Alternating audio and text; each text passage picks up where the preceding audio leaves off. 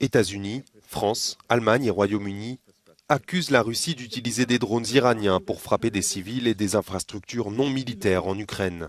Ils réclament au Conseil de sécurité une enquête sur l'origine de ces drones, alors que 18 millions d'Ukrainiens ont besoin d'une aide humanitaire selon l'ONU.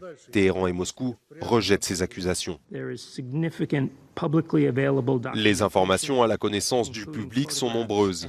Des photographies et des vidéos de ces drones utilisés contre l'Ukraine.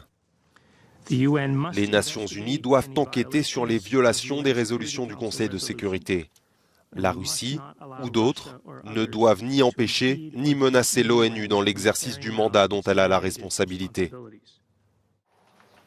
En présence de son homologue française Catherine Colonna, reçue à Washington, le secrétaire d'État américain Antony Blinken dit ne voir aucune volonté du Kremlin d'arrêter son agression contre l'Ukraine.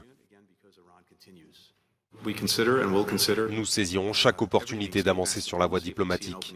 Cela restera évidemment dans nos esprits.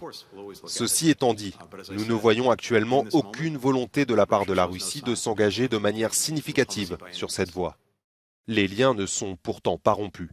Vendredi, le ministre de la Défense russe Sergueï Shoïgu s'est entretenu avec son homologue américain Lloyd Austin pour la première fois depuis des mois. Le ministère russe précise que les deux hommes ont évoqué plusieurs questions d'actualité internationale, dont l'Ukraine.